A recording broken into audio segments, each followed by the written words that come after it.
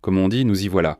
Le Kremlin accuse officiellement les États-Unis d'avoir fait échouer les négociations pour mettre fin à la guerre de la Russie contre l'Ukraine.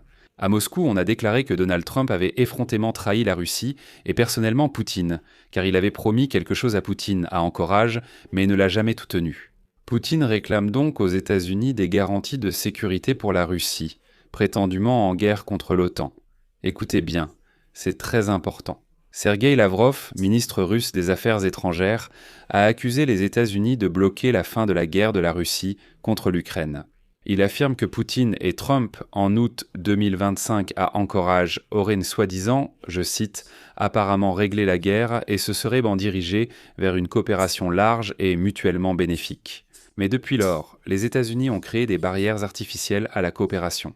Lavrov a directement accusé les États-Unis d'avoir rejeté les propositions de paix de l'Alaska, d'avoir imposé de nouvelles sanctions contre la Russie, d'avoir saisi les pétroliers russes de la flotte de l'ombre et d'avoir instauré des droits de douane secondaires sur l'importation de pétrole russe. On dit que les sanctions doivent aider les Russes. Pourtant, ce sont eux qui s'en plaignent sans cesse. Et Lavrov a également déclaré ouvertement que, puisque Trump s'est comporté de manière aussi arrogante, la Russie est prête à déclencher une guerre contre l'Europe et exige un contrôle total sur le gouvernement. Et c'est dans ce contexte que Vladimir Poutine a déjà annoncé que la Russie exige des garanties de sécurité de la part des États-Unis et de l'OTAN, sinon cette même Russie déclenchera une guerre mondiale. Et ce n'est encore qu'une partie de cette folie.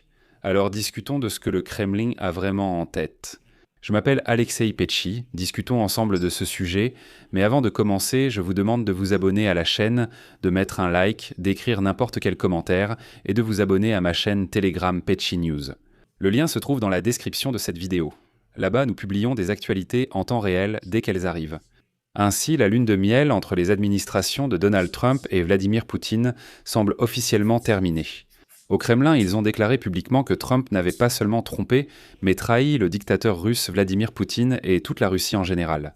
À cet égard, Sergueï Lavrov affirme que la Russie n'a soi-disant pas l'intention, bien sûr, d'attaquer l'Europe, mais il ajoute qu'en cas de menace pour la Fédération de Russie, la réponse de Moscou ne se limitera pas à une opération militaire spéciale. Voici la citation du mensonge de Lavrov. Si jamais l'Europe commence à attaquer la Fédération de Russie, il ne s'agira pas d'une opération militaire spéciale de notre part. Ce sera une véritable réponse militaire avec tous les moyens militaires dont nous disposons. Mais mes amis, cette déclaration de Lavrov n'était que le début de l'hystérie. Il faut ici tout remettre à sa place. Le ministre des Affaires étrangères de la Fédération de Russie, Sergueï Lavrov, a directement accusé les États-Unis le 9 février de l'absence de progrès et de la poursuite de la guerre de la Russie contre l'Ukraine. Il affirme que la responsabilité de la poursuite de la guerre incombe aux Américains, en particulier à Donald Trump, et non à la Russie ou à l'Ukraine. Lavrov a déclaré directement que ce n'est même plus l'Ukraine, mais précisément les États-Unis qui non seulement entravent, mais sabotent l'avènement de la paix. Et c'est là que les choses deviennent les plus intéressantes. Lavrov a accusé les États-Unis d'avoir rejeté les propositions de maintien de la paix, propositions que, selon lui, les États-Unis eux-mêmes avaient avancées lors du sommet États-Unis-Russie en Alaska en août 2025. Et il sabote de tout cela en imposant de nouvelles sanctions contre la Russie, en saisissant les pétroliers russes, la flotte fantôme, et en introduisant des droits de douane secondaires sur l'importation de pétrole russe. Selon eux, cela montrerait que les États-Unis d'Amérique auraient promis quelque chose en Alaska, mais auraient ensuite trompé. Mais le plus étonnant dans cette histoire, c'est que nous nous sommes tous demandé de quel esprit d'encourage les Russes parlent-ils sans cesse. Ils affirment sans cesse que Vladimir Poutine et Donald Trump auraient secrètement conclu un accord en Alaska, sans que personne ne sache lequel. Et voilà que Sergueï Lavrov a déclaré que les États-Unis et la Russie, je cite, semblaient sans déjà avoir réglé la guerre de la Russie contre l'Ukraine lors du sommet en Alaska et s'étaient engagés vers une coopération large et mutuellement bénéfique. Mais depuis, les États-Unis ont créé des obstacles artificiels à la coopération. Et ici, il est important de comprendre que le Kremlin a mis toute sa machine en marche pour montrer que non, ce n'est pas eux qui font échouer les négociations, c'est Donald Trump qui les a trompés et trahis. Par la suite, le porte-parole du Kremlin, Dmitry Peskov, a affirmé que les États-Unis et la Russie avaient conclu plusieurs accords en Alaska, susceptibles selon lui de déboucher sur une avancée dans les négociations de paix. Personne ne précise exactement de quels accords il s'agit. Et, en fait, le Kremlin utilise l'absence de documents publics issus du sommet d'Alaska pour affirmer que la Russie et les États-Unis sont parvenus à un accord de principe concernant la fin de la guerre en Ukraine lors de cette même rencontre. Et ici, tout donne l'impression que les Russes sont préparés à quelque chose de pire. Vous savez, Telegram et YouTube sont déjà réellement bloqués chez eux. Mais les responsables du Kremlin affirment que lors du sommet d'Alaska, des principes ont été convenus, fondés sur le discours du président russe Vladimir Poutine, prononcé en juin 2024 devant le ministère des Affaires étrangères de Russie, dans lequel Poutine insistait sur la capitulation de l'Ukraine face aux exigences initiales de la Russie. Les responsables du Kremlin essaient de pousser les États-Unis à renoncer complètement aux récentes négociations menées par les États-Unis avec l'Ukraine et l'Europe, au profit d'un certain règlement américano-russe fondé presque exclusivement sur les exigences de la Russie. Et maintenant, tout l'appareil diplomatique du Kremlin essaie publiquement de convaincre tout le monde autour que Donald Trump a presque repris le discours même de Vladimir Poutine de 2024 et l'a simplement réécrit en un plan de paix composé de 28 points, comme si Donald Trump avait accepté à la fois la capitulation de l'Ukraine et celle de l'OTAN, et qu'il s'en détournait maintenant. Et là, les Russes ont complètement perdu la tête. Sergueï Lavrov a confirmé les exigences de la Russie concernant un contrôle effectif sur le processus d'après-guerre, sur le gouvernement ukrainien, ainsi que sur le nombre et la composition de ses forces armées. Sergueï Lavrov a déclaré qu'il n'avait aucun doute sur le fait que la Russie empêcherait le déploiement de toute arme menaçant la Russie sur le territoire ukrainien, afin d'assurer la sécurité de la Fédération de Russie. Ce sont toutes des citations, et il faut comprendre ici que les déclarations de Sergueï Lavrov montrent que la Russie veut dicter non seulement le nombre de soldats dans l'armée ukrainienne d'après-guerre, mais aussi l'armement et l'équipement dont disposera l'Ukraine.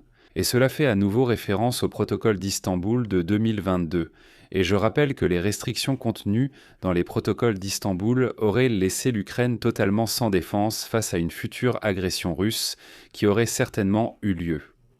L'exigence de Sergueï Lavrov concernant les armes occidentales exclurait probablement toute aide militaire occidentale significative à l'Ukraine d'après-guerre à l'avenir. En rejetant les efforts soutenus par les États-Unis pour créer une armée ukrainienne forte afin d'assurer la sécurité de l'Ukraine après un règlement pacifique. Sergueï Lavrov affirme que le règlement pacifique doit éliminer, selon ses propres termes, je cite, « les racines nazies de l'Ukraine afin d'assurer la sécurité de la Russie et, attention, les droits des habitants russophones en Crimée, dans le Donbass et en Novorossia comme il l'a dit. » Attendez, donc la Crimée et le Donbass sont occupés par des Russes crasseux, vous n'arrivez pas à garantir les droits des russophones là-bas. C'est quoi ce délire ? Ne concluez pas trop vite, cela peut sembler absurde. De plus, Sergueï Lavrov a déclaré que la Russie exige la démission du gouvernement ukrainien actuel et son remplacement par un gouvernement fantoche pro-russe. Et c'est ici que Sergueï Lavrov mentionne la Novorossia, c'est-à-dire cette région fictive du sud et de l'est de l'Ukraine, qui englobe non seulement les régions occupées. Cela continue de montrer que les revendications territoriales de la Russie vont bien au-delà des régions de Louhansk, Donetsk, Zaporijia et Kherson. Mais ce n'est pas tout. Ensuite, Sergueï Lavrov a directement menacé l'Europe d'une grande guerre, revenant aux anciennes exigences de Vladimir Poutine. En décembre 2021, la Russie a présenté des ultimatums à l'OTAN exigeant des États-Unis et de l'OTAN des garanties de sécurité équivalent à la destruction de l'actuelle alliance de l'OTAN, avec l'exigence, comme vous vous en souvenez, que l'OTAN retire complètement ses troupes ou ses systèmes d'armement des pays membres ayant rejoint l'OTAN après 1997. En somme, la moitié de l'OTAN aurait dû être exclue de l'alliance. À l'époque, Poutine avançait des exigences équivalent à la capitulation totale de l'Ukraine et de l'OTAN. En fait, cela signifiait que tout accord de paix qui ne tiendrait pas compte des exigences russes, tant envers l'Ukraine qu'envers l'OTAN et l'Occident, ne satisferait pas la Russie. Et aujourd'hui, Lavrov le répète. Au final, le Kremlin a clairement déclaré que les États-Unis devaient renoncer au processus de négociation qu'ils mènent avec l'Ukraine et l'Europe. Depuis la publication du plan proposé par les États-Unis en 28 points et revenir aux propositions avancées par le Kremlin. Voilà toutes les négociations avec les Russes malpropres. Enfin, ils disent qu'ils ont mené des négociations pendant plus d'un an, et maintenant, effaçons tout ça, revenons à certains protocoles d'Istanbul et recommençons à zéro. On en est arrivé au point où le ministère des Affaires étrangères de Russie a déjà déclaré que, pour mettre fin à la guerre en Ukraine, les pays occidentaux sont obligés de fournir à la Russie des garanties de sécurité. C'est ce qu'a déclaré le vice-ministre de Lavrov, Alexandre Groshko. Voici sa citation. Nous reconnaissons que le règlement pacifique en Ukraine doit prendre en compte les intérêts de sécurité de l'Ukraine. Mais l'essentiel, bien sûr, ce sont les intérêts de sécurité de la Russie. À l'heure actuelle, ni les États-Unis ni l'Union européenne ne parlent de garanties pour la Russie. Mais sans elles, aucun accord de paix n'est possible. Alors, à quoi devraient ressembler ces fameuses garanties de sécurité pour la Russie, selon le Kremlin ? Ainsi, le ministère des Affaires étrangères de la Fédération de Russie a souligné que les garanties doivent inclure l'exclusion de la perspective d'une adhésion de l'Ukraine à l'OTAN et le refus de déployer des troupes étrangères sur le territoire ukrainien. Et de manière générale, l'assurance que Kiev ne représentera plus une menace pour Moscou et que Kiev cessera d'être considéré comme une base pour lutter contre la Russie. Dans ce cas, Moscou est prête à soutenir des garanties pour l'Ukraine, mais uniquement celles qui ont été élaborées en 2022 à Istanbul, c'est-à-dire celles où la Russie, attention, agit comme garant de la sécurité de l'Ukraine. C'est un non-sens total et absolu. Et le plus amusant, c'est que le Kremlin propose à l'Europe de se donner mutuellement des garanties de non-agression. Citation de Grouchko. Nous sommes prêts à consigner par écrit, dans un document juridique, les garanties correspondantes sur une base collective et réciproque.